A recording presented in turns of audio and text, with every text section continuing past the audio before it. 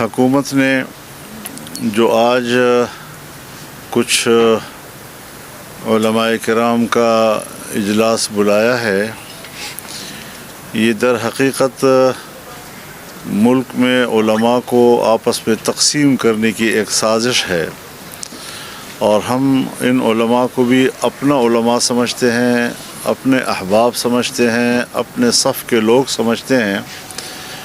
لہٰذا ایک بات تو بڑی واضح ہونی چاہیے کہ ہم اگر دینی مدارس کے حقوق کی جنگ لڑ رہے ہیں اور دینی مدارس کی آزادی کی جنگ لڑ رہے ہیں، تو وہ صرف اپنے 5 بڑے تنظیمات کے حوالے سے نہیں، بلکہ ملک کے ایک ایک مدرسے اور مدرسے میں پڑھنے والے ایک ایک طالب علم اور پڑھانے والے ایک ایک استاد کی آزادی کی جنگ لڑ رہے ہیں، ان کے حق کی جنگ لڑ رہے ہیں۔ اور قرآنی علوم ہوں، حدیث کے علوم ہوں، فقہ کے علوم ہوں، اس سے متعلقہ علوم ہوں، ان کا تحفظ وہ ہم اپنا فرض سمجھتے ہیں۔ مدارس اسی لیے قائم ہوئے تھے، آج نہیں۔ جب انگریز نے قرآن و حدیث کے علوم کے خلاف نیا نصاب قوم کو دیا، تو ہمارے اکابر نے اس کے مقابلے میں دینی مدرسہ قائم کیا۔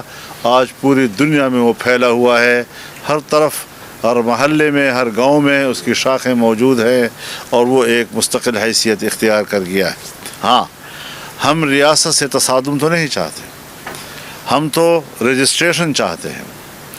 وہ ہمیں رجسٹریشن سے دھکیل رہے ہیں، ہم رجسٹریشن کی طرف جانا چاہتے ہیں، اور اس کے لیے 2004 میں بھی ایک قانون سازی ہوئی تھی، اور آج جب 2018 کے بعد انہوں نے 2019 میں ایک نیا نظام ہمیں دینا چاہا، وہ محض ایک معاہدہ ہے، اور اس معاہدے کے بعد ایک ایگزیکٹو آرڈر کے تحت ایک ڈائریکٹریٹ جنرل قائم کیا گیا، اور ہمیں کہا گیا کہ 12 مراکز ہوں گے جہاں آپ رجسٹریشن کریں گے۔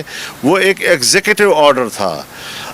آج جب اس الیکشن سے پہلے پی ڈی ایم کی حکومت تھی، تو تمام پارٹیوں نے اس پر اتفاق رائے کیا، اور تمام جماعتوں نے اور حکومت نے اتفاق رائے کے ساتھ اس کو اسمبلی میں پیش کیا۔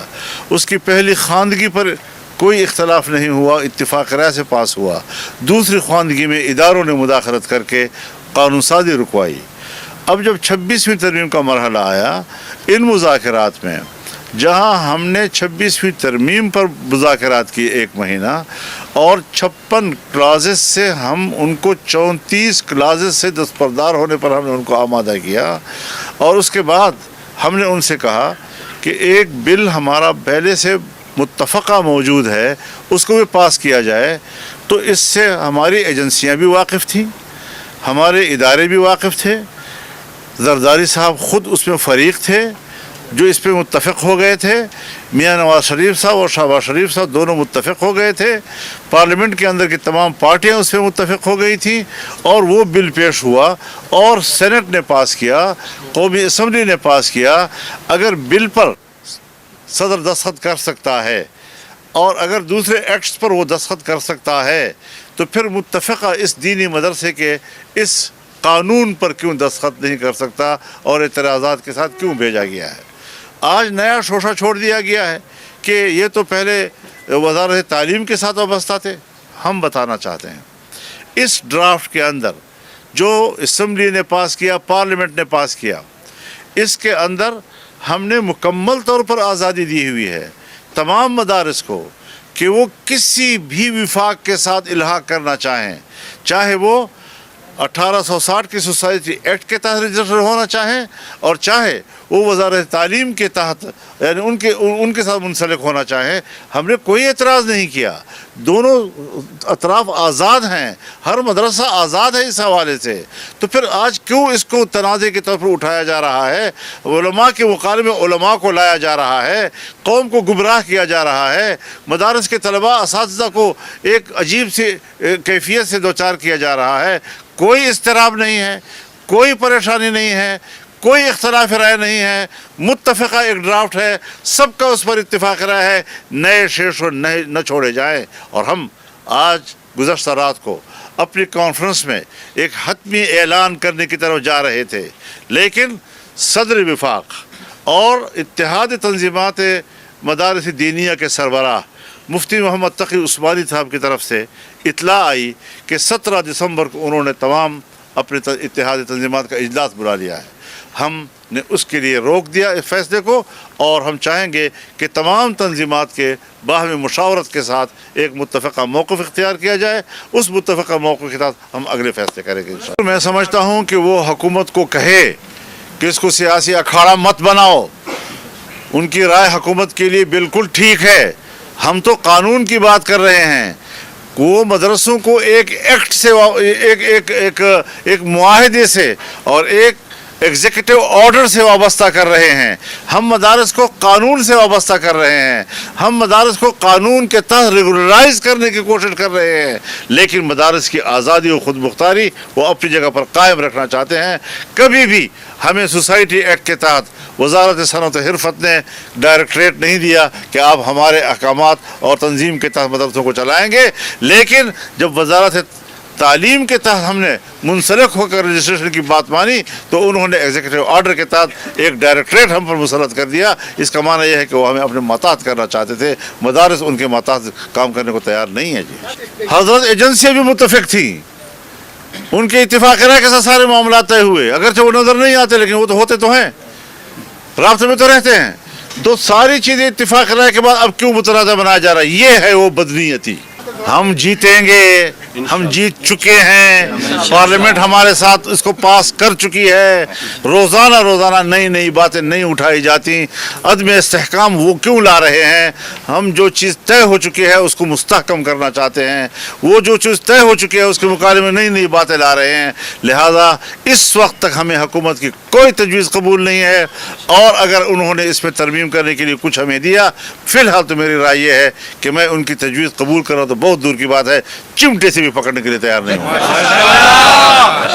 ہم سب کو اعتماد میں لے چکے ہیں، ان کو اعتماد میں لینے کے بعد یہ ساری چیزیں طے ہوئیں، اور اگر پی ٹی آئی نے ووٹ نہیں دیا تو ان کے اپنے مخصوص حالات تھے جس میں ان کے فیصلے سے پہلے کہ ہم ووٹ نہیں دیں گے، میں نے ان کو مشورہ دیا تھا کہ ان حالات میں آپ ووٹ نہ کریں، تو اس حد تک بھی ہمارا اتفاق رہا تھا۔ جی میں اسی پہ تو رو رہا ہوں کہ امن و امان تباہ ہو چکا ہے۔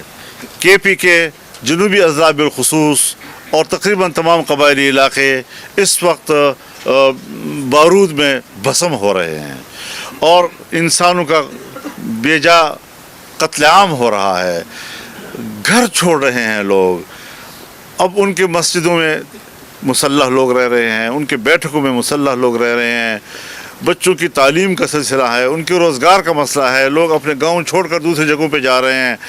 ان حالات میں اور پھر کرم میں جو صورتحال ہے کہ جس طریقے سے قتل عام ایک دوسرے کا کیا جا رہا ہے، ان کا یہ تو کوئی مسئلہ ان کے نزدیک نہیں ہے۔ بس دینی مدرسے کو کنٹرول کرو۔ کیوں ایف اے ٹی ایف چاہتا ہے، کیوں آئی ایم ایف چاہتا ہے، کیوں امریکہ اور مغرب چاہتا ہے؟ بتائیں ہمیں ذرا، قوم کے سامنے وہ معاہدے سامنے رکھیں، انہوں نے کیا شرائط دی ہیں ہمیں اور ہم نے کیا مانا ہے ان کے ساتھ؟ ایجنسیاں ان کو کیوں چھپا رہی ہے، حکومت ان کو کیوں چھپا رہی ہے؟ عوام کے سامنے لائیں ان ساری چیزوں کو، تاکہ ہمیں پتہ چلے کہ جو کچھ ہو رہا ہے یہ ایک ہم غلامی کے تصور سے کر رہے ہیں یا مدارس کے خیرخواہی میں کر رہے ہیں۔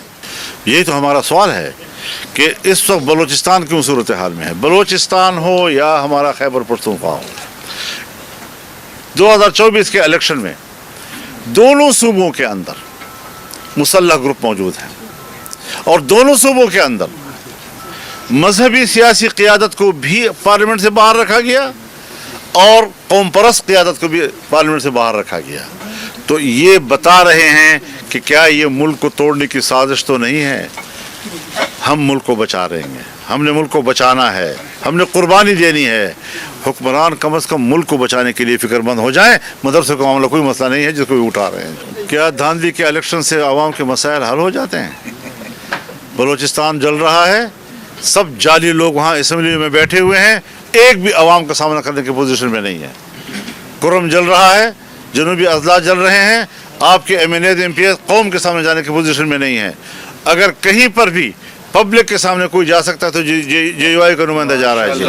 تو ایسے حالات میں مان لینا چاہیے کہ یہ عوام کے نمائندے نہیں ہیں, یہ جعلی اسمبلیاں ہیں اور اسٹیبلشمنٹ کی بنائی ہوئی اسمبلیاں ہیں جو عوام کا سامنا نہیں کر سکتی. تو یہ ڈمی حکومتیں ہمیں قبول نہیں ہیں, اور سنجیدہ کام کیے جائیں, اور جو چیزوں پر اتفاق رائے ہو جاتا ہے. ہم نے تو حضرت پارلیمانی کردار کو زندہ رکھا ہے. جمعیت علماء اسلام پارلیمانی کردار اس لیے زندہ رکھنا چاہتی ہے تاکہ پاکستان کا مذہبی طبقہ ملک کے ساتھ, آئین کے ساتھ, جمہوریت کے ساتھ, پارلیمنٹ کے ساتھ چلے. کیوں ہمیں انتہا پسندی کی طرف دھکیلا جا رہا ہے؟ کیوں مدارس کو انتہا پسندی کی طرف دھکیلا جا رہا ہے؟ انہوں نے ثابت کیا ہے 2009-11 کے بعد آج تک کتنے سال ہو گئے ہیں, 23 سال ہو گئے ہیں, مدارس کو ابھی تک آپ تسلیم نہیں کر رہے. مدارس نے آپ کو تسلیم کیا, اپنے عمل سے ثابت کیا, اپنے کردار سے ثابت کیا ہے کہ وہ ملک کے ساتھ کھڑے ہیں. علماء ملک کے ساتھ کھڑے ہیں, جمعیت علماء ملک کے ساتھ کھڑی ہے, مذہبی طبقے ان کی وساطت سے سب ملک کے ساتھ کھڑے ہیں. کیوں مایوس کیا جا رہا ہے؟ کیوں تکلیف ہے ان کو کہ علماء اعتدال کی سیاست کر رہے ہیں؟ کیوں تکلیف ہے ان کو کہ وہ پارلیمانی سیاست کر رہے ہیں؟ کیوں ان کو تکلیف ہے اس بات کی کہ وہ ایک آئین کے ماتحت اور قانون کے ماتحت سیاست کر رہے ہیں؟ بہت برا لگ رہا ہے ان لوگوں کو کہ علماء اور مذہبی طبقہ مین اسٹریم میں کیوں جا رہا ہے. تو ہم ان سے زیادہ ملک کے وفادار ہیں, ہم زیادہ ملک کے لیے فکر مند ہیں. یہ لوگ تو پتہ نہیں کن کے مقاصد پورا کرنا چاہتے ہیں. ہم پاکستانی عوام اور پاکستان اور ریاست کا مقصد پورا کرنا چاہتے ہیں, اور وہ امریکہ اور مغرب کا مقاصد پورا کرنا چاہتے ہیں. گورنر راج کی گنجائش تو بہرحال آئین کے اندر کسی مرحلے پہ آ جاتی ہے, اس سے انکار نہیں ہے. لیکن یہاں تو گورنر راج سے بھی ہمیں کوئی امید نہیں ہے کہ وہ کوئی کامیاب ہو سکے گی. مارشل لا بھی نہیں قبول کر سکتی حالات کو. سنجیدگی سے بیٹھنا ہوگا اور تمام پالیسیوں پر نظر ثانی کرنی ہوگی, اور ملک کے اندر پارلیمان کے ذریعے سے شریعت لانا ہوگا.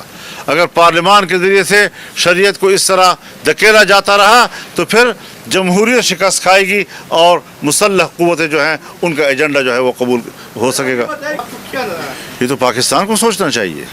امریکہ کو تو وہی سوچنا ہے جو اس کے مفاد میں ہے, لیکن ہم نے وہ سوچنا جو ہمارے مفاد میں ہے.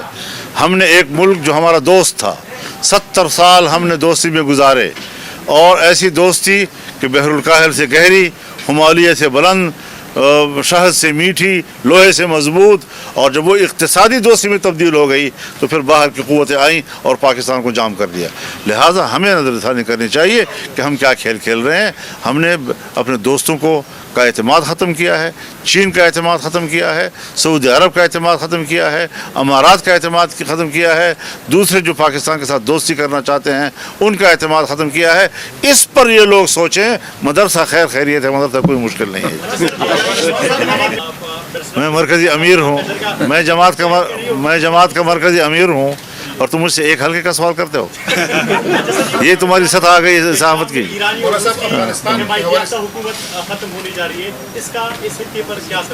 ابھی تک تو ہم اس کو مطالعہ کر رہے ہیں, اس پر حالات پہ نظر رکھے ہوئے ہیں, اور خدا کرے کہ صورتحال نارمل ہو جائے. کیونکہ ہم نے عراق کے حالات بھی دیکھے, ہم نے لیبیا کے حالات بھی دیکھے, شام کی صورتحال جس حالات سے گزرے ہیں اور آج جہاں وہ پہنچ رہے ہیں, لبنان کی صورتحال جس طرح خراب کی جا رہی ہے. یہ ساری گند جو ہے جو عرب دنیا کے اندر ہے, اس کے اندر جو میں تو ہمارے اکابر کہا کرتے تھے کہ اگر سمندر کی تہ میں 2 مچھلیاں بھی آپس میں باہم چپ کلش ہوں تو اس میں بھی سیاست افرنگ کا ہاتھ ہوتا ہے, اس میں بھی آج سیاست امریکہ کا ہاتھ ہوتا ہے. وہ بیچارہ بھی وہ بیچارے کا اختیار مجھے پتہ ہے کس نے اس کو روکا ہوا ہے, کیوں روکا ہوا ہے.